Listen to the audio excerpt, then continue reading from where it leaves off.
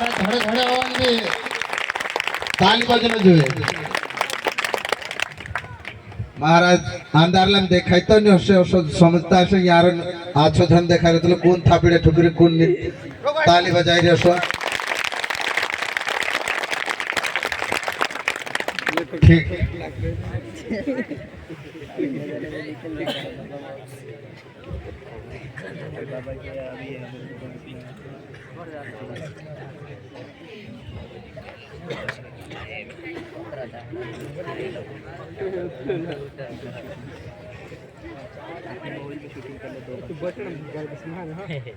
आज इस गांव में कमरपुटड़ा गांव में शिवपंथी सत्संग का कार्यक्रम रखा गया है। इसी कार्यक्रम में हमारे सभी गुरुपद के भाई, हमारे सचिव और हमारे सदस्य और इस गांव के सरपंच साहब और हमारे संगीतकार और इस क्षेत्र के भी और हमारे एमपी के भी सभी भाई और बहन, इन सभी को मैं बहुत बहुत स्वागत है और सबको बधाई। और गुरु बंसी बाबा को भी दो हाथ तीसरा मस्तक झुका के जय शिवानाम करता हूँ और सभी भाई को भी जय शिवानाम करता हूँ। आज बड़ा खुशी का मौका है कि बहुत बड़े खुशी का मौका है कि भाई आज हमें इसी गुजरात गांव में इस धर्म की धरती के ऊपर आकर हमें सत्संग की बातें करने का मौका मिला है, सत्संग की बातें सुनने का मौका मिला है, आप सभी का दर्शन करने का मौका मिला है। इसीलिए हम बहुत भाग्यशाली समझते हैं कि ऐसा अवसर हमको सुनने का मिला है और तुम सभी लोगों को मिलने का भी मौका मिला है। इसीलिए ये तो गुजरात की धरती एक धर्म की धरती है, एक देवों की धरती है, एक संतों की धरती है। ये सभी राज्यों से महान राज्य गुजरात की है और गुजरात में हमारे सभी सत्संगी भाई यहाँ आकर काम करके दाढ़ की मजदूरी करके भी हमारी सत्संग को साथ लाकर इस सत्संग की सेवा भी कर रखे हैं और समाज का कार्य भी कर रहे हैं, धर्म का कार्य भी कर रहे हैं।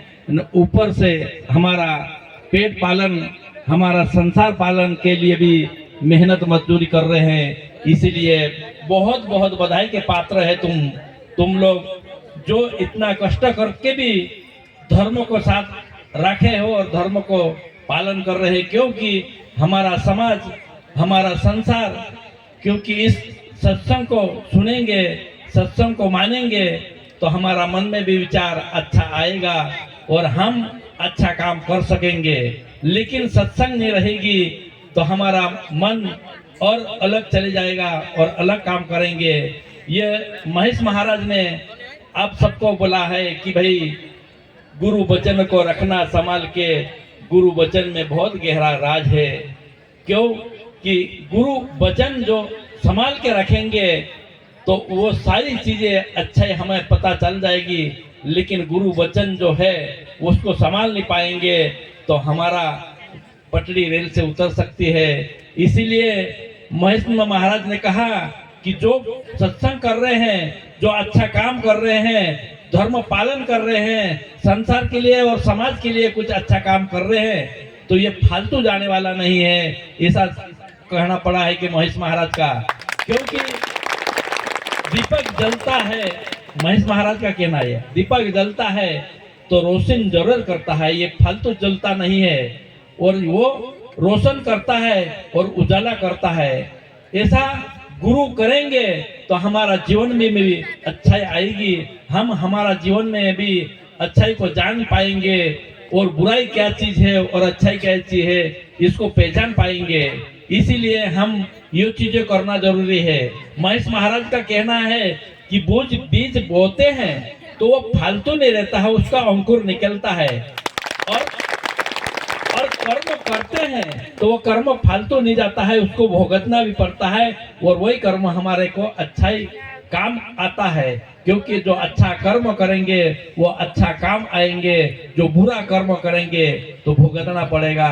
ऐसा महेश महाराज ने कहना है कि लक्ष्मण रेखा अगर सच्ची हो तो रावण कभी नहीं आ सकता है। लक्ष्मण रेखा अगर कमजोर हो सकती है तो रावण हमारे पास आ सकता है।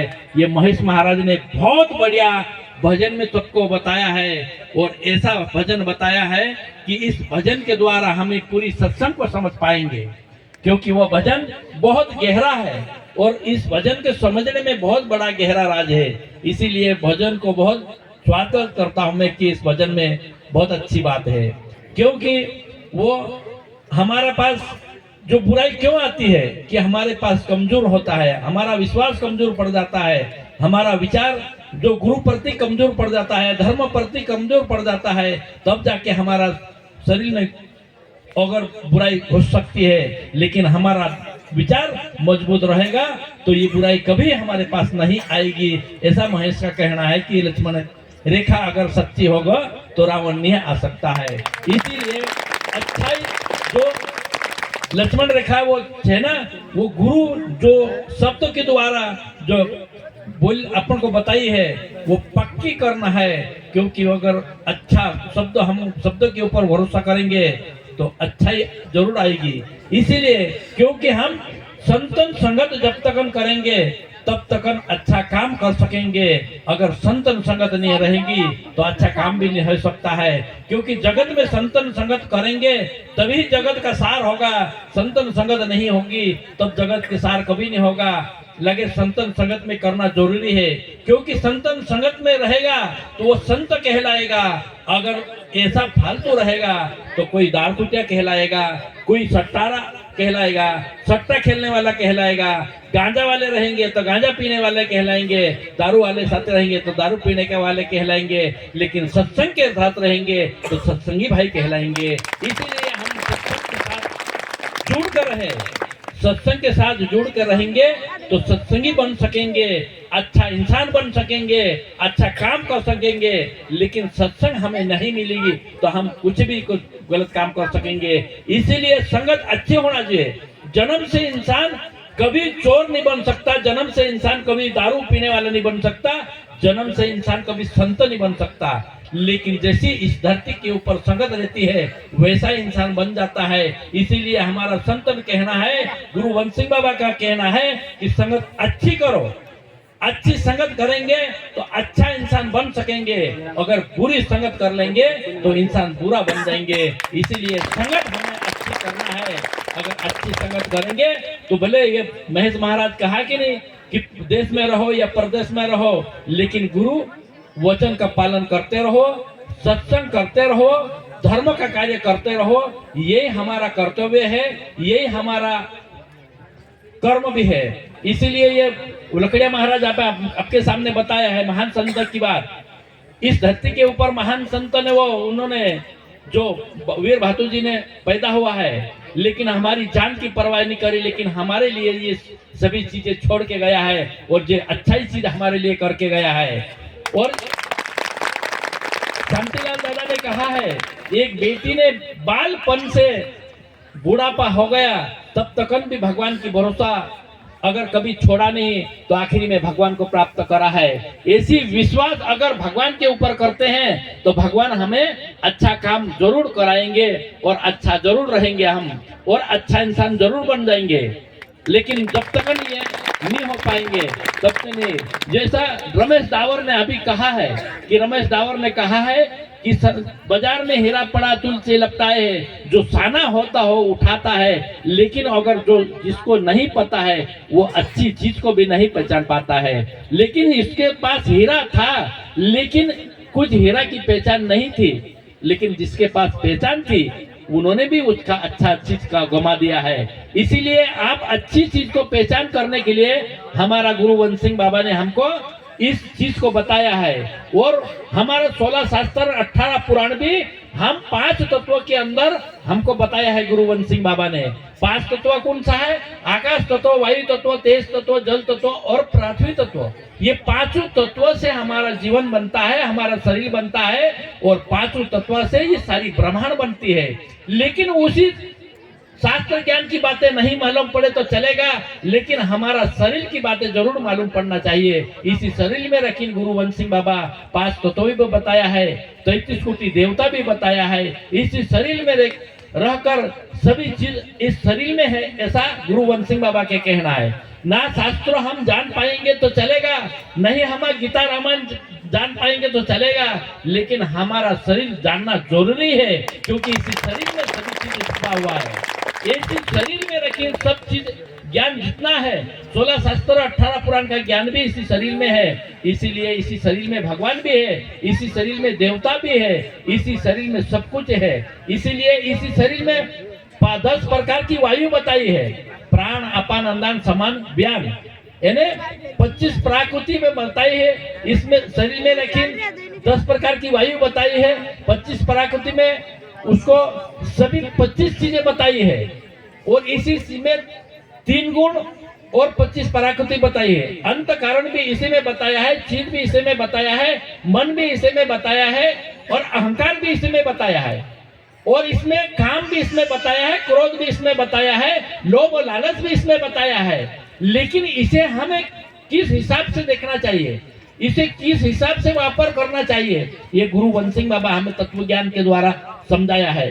इसीलिए तत्व ज्ञान को समझना जरूरी है। लेकिन आज इस समय में भगवान धन्य धन्य भोलेनाथ बांट दिया है तीनों लोगों में, ऐसा दिन दयाला दाता कोड़ी भी नहीं रखी घर में, सभी चीज हमें दिया है भगवान ने, भगवान के पास कुछ नहीं रखा। एक समय में महात्मा लोग इस धरती के ऊपर बहुत बड़ा अच्छा महात्मा था, सिद्ध महात्मा था और अच्छी भक्ति कीर्ति जानता था।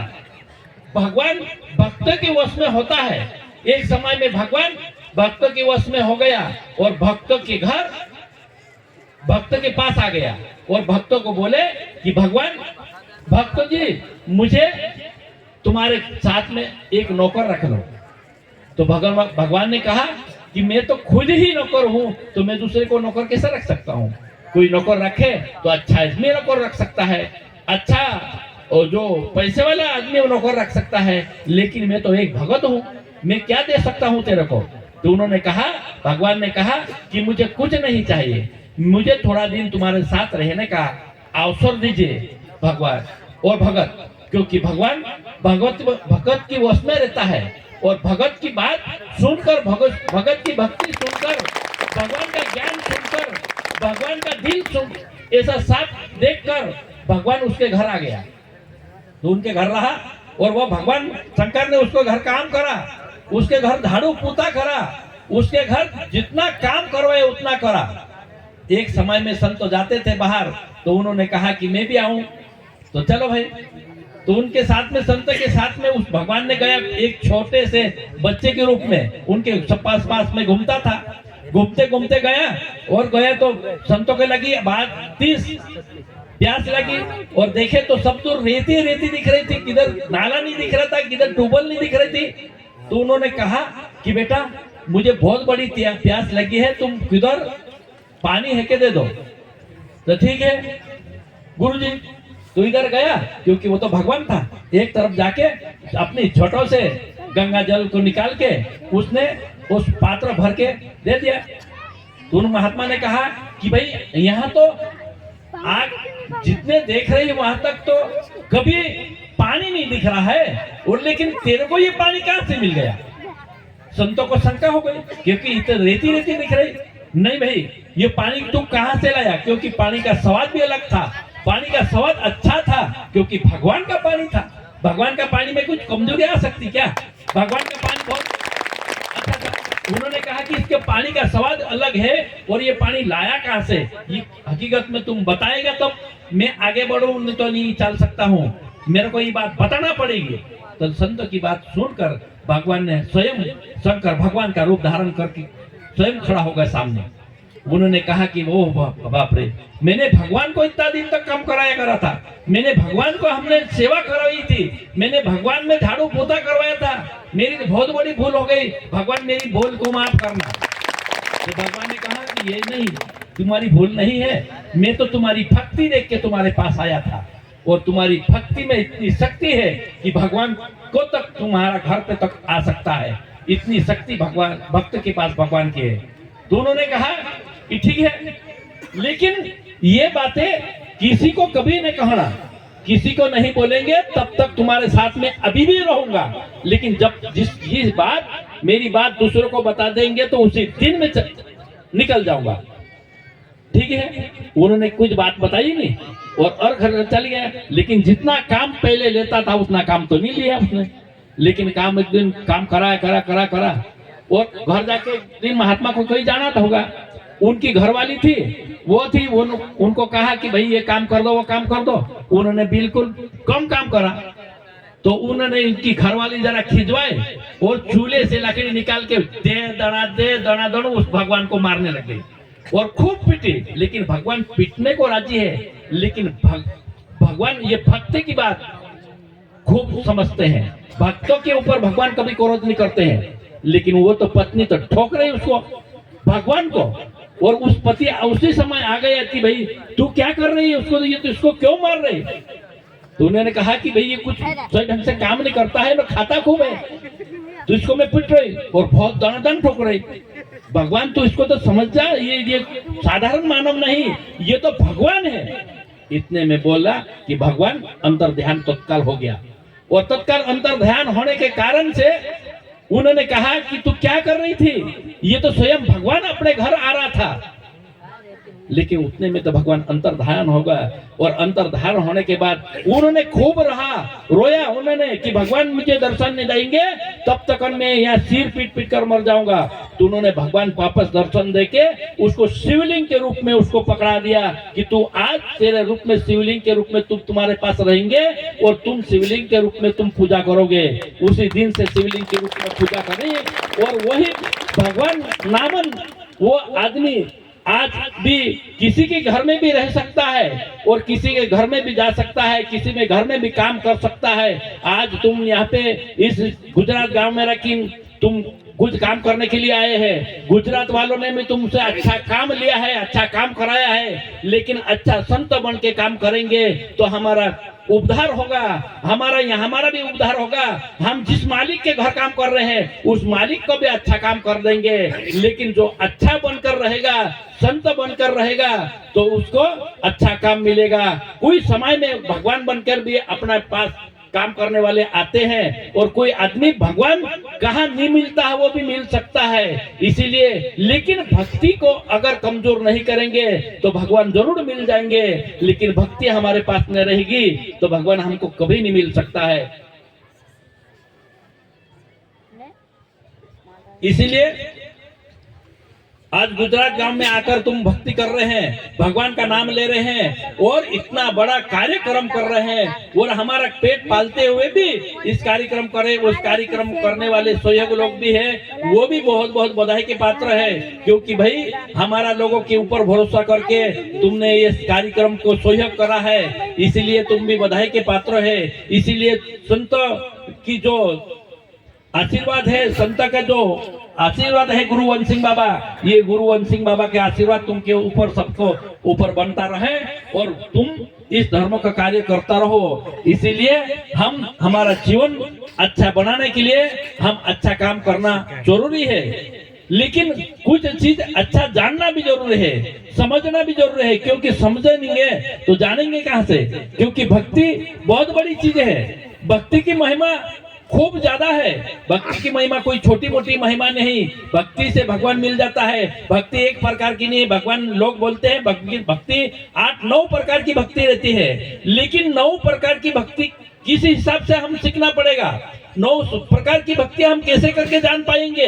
9 प्रकार की भक्ति ऐसा है कि हम सत्संग में जुड़ जाएंगे तो 8 प्रकार की भक्ति ऑटोमेटिक हमारे साथ आ जाएगी, कोई लाने की जरूरत नहीं पड़ेगी। लेकिन हम सत्संग में जुड़ना पड़ेगा, तब जाके हमारी भक्ति हमारे साथ आ जाएगी। हम भगवान हमारे धर्म पालन करा, हमारा गुरु भक्ति पालन करा, ये भी हमारी भक्ति है। सत्संग कर रहे हैं, ये भी हमारी भक्ति है। और ज्ञान हम एक दूसरे की अच्छी बात बता रहे हैं, ये भी हमारी भक्ति है। और ये सारी भक्ति हमारा जीवन में अच्छाई उजाला करने के लायक है। और भक्ति बिना इन संसार में कोई भी नहीं, ज्ञान भी नहीं आ सकता है और कोई भी नहीं हो सकता है। भक्ति रहना जरूरी है, लेकिन गुरु को समझना जरूरी है, गुरु की बात मानना जरूरी है। गुरु की बात अगर नहीं मानी तो कभी नहीं हो सकता है। एक समय में गुरु की बात है, एक लोगों ने, दो लोग था और गुरु को बुलाया उन्होंने। आज जैसे आप यहाँ पे तुमने बुलाया, ऐसा बुलाया, लेकिन वो गर्मी के टाइम में था। गर्मी के टाइम में गुरु को बुलाया और गर्मी के टाइम में बुलाकर उन्होंने कहा कि गुरुजी आया है, इसको 2-4 बाल्टी पानी डाल दो और वारू नहला धुला के अच्छा गुरु की सेवा करो। और उसको गुरुजी को नहला धोया, 10-20 बाल्टी उसके ऊपर पानी डाला। गुरुजी ने कहा कि मजा आ गया बेटा, बहुत बढ़िया है। और उसके बाद इनको अच्छी ठंडी दही दियो, अच्छी आइसक्रीम दो, क्योंकि ठंडी गर्मी में टाइम था ना, तो अच्छी चीज दी उसको। और शांति सोने के टाइम पे उन्होंने कूलर लगाया, पंखा लगाया और धड़ में बर्फ लगाई और बहुत बढ़िया सेवा करी। सेवा करने के बाद उनको बहुत उन्नति हुई और वो आदमी बहुत पैसा वाला बन गया और बहुत लखपति और धनवान बन गया। तो पड़ोसी आके पूछे कि भाई साहब, तुमने एकदम से कैसे इतना अच्छा काम कर लिया? तुमने बहुत पैसा तुम्हारे पास हो गया, लखपति हो गए, धन बहुत हो गए तुम्हारे पास, ये क्या है तुम्हारे पास? उन्होंने कहा कि ये तो गुरु जी की कृपा है, ये तो गुरु जी की कृपा है। गुरु जी की कृपा से हमें सारी चीजें मिली है। तो उन्होंने कहा कि गुरु जी की कृपा है तो गुरु जी के कैसा करना पड़ता है, मैं भी एक दिन गुरु जी को बुलाऊंगा। तो उन्होंने भी कहा कि हाँ ठीक बात है, क्योंकि गुरुजी आए तो इसको नहाना धोना का अच्छा पानी लगाना और उसके ऊपर सेवा करना, अच्छी ठंडी चीज। हमने तो उसको गुरु आते ही इसको 10-20 बाल्टी पानी लेकर नहलाया और अच्छी ठंडी चीज को खाने की मिली और सोने के टाइम पे अच्छे कूलर पंखा लगा के अच्छा बर्फ लगा के उसको सुलाया। तो उन्होंने कहा कि भाई मैं भी ऐसी सेवा करूंगा यार, मैं भी एक दिन गुरु को बुलाता हूँ। और उन्होंने बुलाया आजकल जैसे जनवरी महीने में ठंड की टाइम में, और ठंड के टाइम में बुलाया तो उन्होंने भी, गुरुजी आया 10-20 बाल्टी पानी डाली और गुरुजी ने कहा कि बेटा तू क्या कर रहा है, मेरे को तो ठंड लग रही, इतना पानी क्यों डाल रहा है? तो उन्होंने कहा कि मैं छोड़ूंगा नहीं, मैं तो सेवा करूंगा गुरुजी, मैं तो खूब सेवा करूंगा। गुरु नहीं माना तो भी पकड़ के ले जाके उसको पानी डाला खूब जबर, और पानी डालने के बाद उसको जैसा ऐसा कांपता आया और फिर बाद में कहा कि अच्छी ठंडी आइसक्रीम लाओ गुरुजी के लिए। और वो तो ठंड की टाइम में नो ठंडी चीज क्या खाएंगे, लेकिन वो उसने कहा है वैसा कर रहा है। लेकिन उस समय वो गुरु गर्मी के टाइम पे आया था, नहीं इसका गुरु ठंड के टाइम में आया है। लेकिन उसको ने फिर बाद में उन्होंने कहा कि नहीं गुरुजी, यहाँ तो लाइन कम मिलती है, बाहर सोना पड़ेगा, अच्छा कूलर पंखा लगाया, बर्फ लगाई। अरे क्या कर रहा है, बर्फ लगाने की क्या जरूरत है, अभी तो ये ठंड के टाइम में है। लेकिन नहीं, मैं तो कभी मानूंगी नहीं, तुमको तो मैं सेवा करके रहूंगा। उसने करके सेवा करने के लिए शक्ति और कूलर पंखा लगाया और फिर गुरु जी के आशीर्वाद प्राप्त करने के लिए उसने कहा कि रात भर के कूलर पंखा ना, आज का टाइम क्या गुरु जी क्या कर सकता है, वो तो वही निकल गए।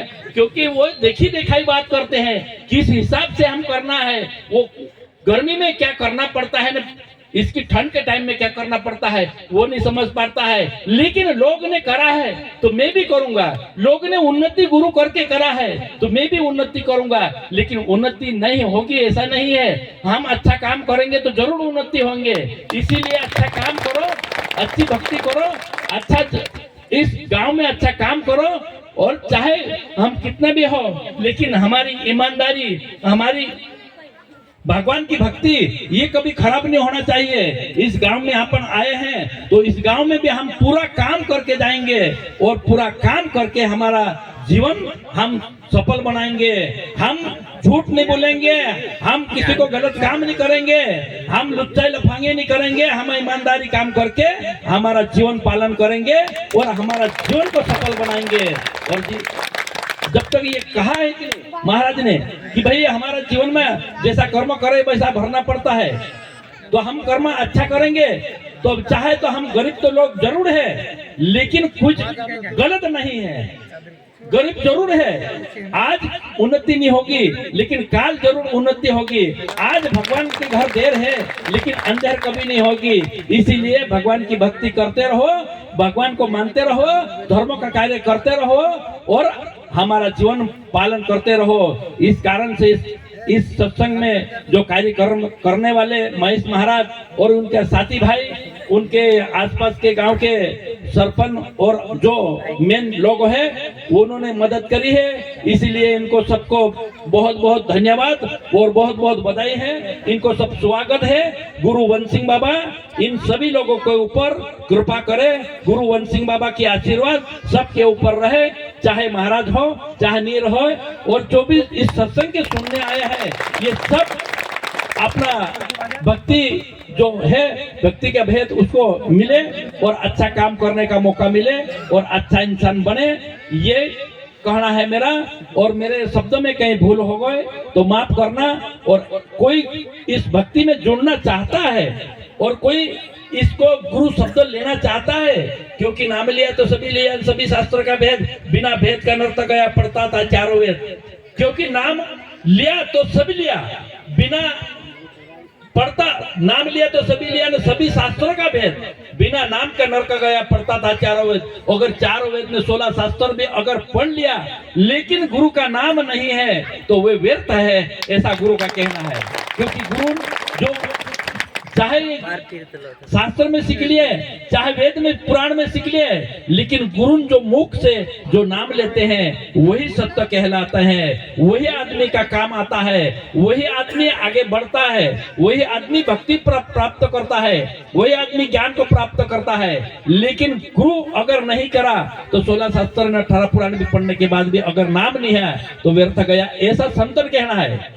संतों को जात नहीं पूछे, पूछ लीजिए ज्ञान, बोल करे तो तलवार पड़े रहेगी ज्ञान।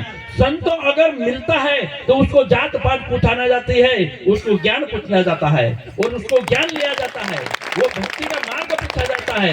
ज्ञान लेने हमारे जीवन के लिए क्या क्या ज्ञान है वो पूछा जाता है। इसीलिए संसार में 5 तत्वों का इंसान बनता है, या तो ना तो कोई जाति का बनता है, ना कहीं राजा महाराजा का बनता है, ना कहीं महाराज बनता है, ना कहीं ऐसा बनता है। ये 5 तत्वों के इंसान है। पूरी धरती के ऊपर जो इंसान है वो इंसान है और इंसान के नाते से हमें भगवान को मानना जरूरी है।